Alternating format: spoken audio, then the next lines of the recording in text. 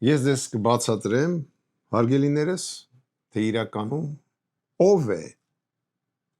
է Նիկոլ Փաշինյանը, ում համար է ծառայում Նիկոլ Փաշինյանը, ինչ խնդիրներ է կատարում Նիկոլ Փաշինյանը եւ ինձ թվում է այս հաղորդումից հետո դուք բոլորդ կհասկանաք ինչ է կատարվել Հայաստանի հետ։ Ես հիմա ձեզ կընթերցեմ Ամերիկայի դեսպան, կհիշեք Յովիչ, այդպես մի հատ տիկին կար, մենք սա կհրապարակենք, սա իր զեկույցն է Փաշինյանի մասին, որտեղ գրվում է, որ 95 թվականից Նիկոլ Փաշինյանը համագործակցել է Ամերիկայի դեսպանատան հետ։ Իսկ այս փաստաթղթի, որը զեկույց է, ոմն Ամերիկայի հատուկ ծառայությունների աշխատակից պսևդոնիմը Միլլեր զեկուցում է, որ կոնտակտ է տեղի ունեցել, կոնտակտը հաստատվել է Նիկոլ Փաշինյանի հետ, սա էլ ենք հրապարակել։ Կապը հաստատված է։ Լրագրողը ինքն է համագործակցության պատրաստականություն ցուցաբերում։ Պոտենցիալ առումով կարող է հետաքրքրություն ներկայացնել, սակայն նկատվում է որոշ հոգեբանական դժվարություններ։ Նա հիստերիկ է, ագահ, ոչ պարտաճանաչ, սակայն ակնհայտորեն բավականին տաղանդավոր է։ Հաստատել է, որ պատրաստ է աշխատել մեզ հետ։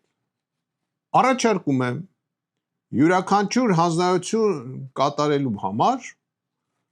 վճարել $300-ից $500 եւ պարբերաբար հաշվետվություն կուղարկվի իր մասին։ Քանի որ Նիկոլ Փաշինյանը դիտարկվում էր որպես ազդեցության ագենտ, որը որ պետք է կատարեր խնդիրներ կապված մեր իշխանությունների դիրքերը վատացնելու, քարկոծելու մեր պետությունը, փոխելու մեր պատմությունը, որ մենք մոռանանք մեր սիմվոլները, որ մենք մոռանանք մեր հավատքը, որ մենք դառնանք, չգիտեմ, այնտեղ սեկտանտներ, չգիտեմ ինչեր, իհարկե նրա վրա դրված էր մեծ խնդիր։ Դեսպանը զեկուցագիր է գրում, որը որ վերաբերվում է Նիկոլ Փաշինյանին, որ դելի նշվում է, որ հիստերիկ է, ագահ է, փողի հանդեպ ոչ սիրտը կայնում է, եւ այլ, հրապարակենք կարդակ ավելի մանրամաս, ես չեմ ուզում ձեր ժամանակը ծախսեմ, ես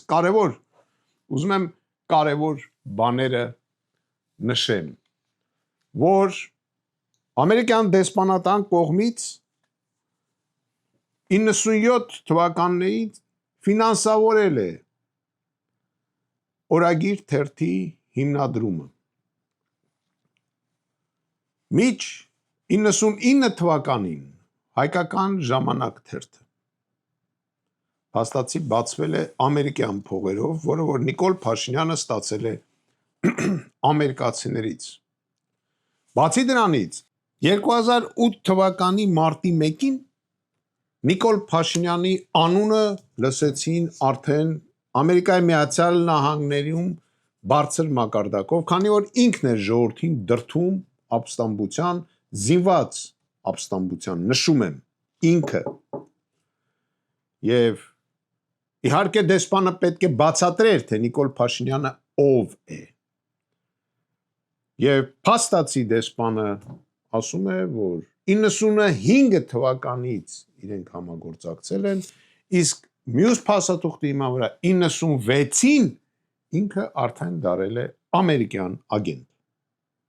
Փաստացի դավաճան։ Ինքը հայ ազգի դավաճան է։ Ինքը չի ծառայել հայ ժողովրդին երբևիցե։ Ոչ մի դեպքում։ Ինքը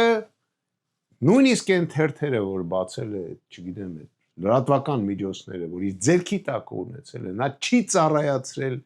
հայ ժողովրդին։ Ինքը մարտի 1-ին հայ ժողովրդին հանել է եւ դրթել է արճակատման, որի արդյունքում արյուն է թափվել։ Ինքը 20 թվականին մեզ տարել է պարտության։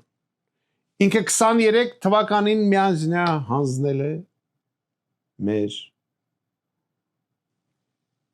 Արցախը։ Բոլորդ գնացեք ընտրելու։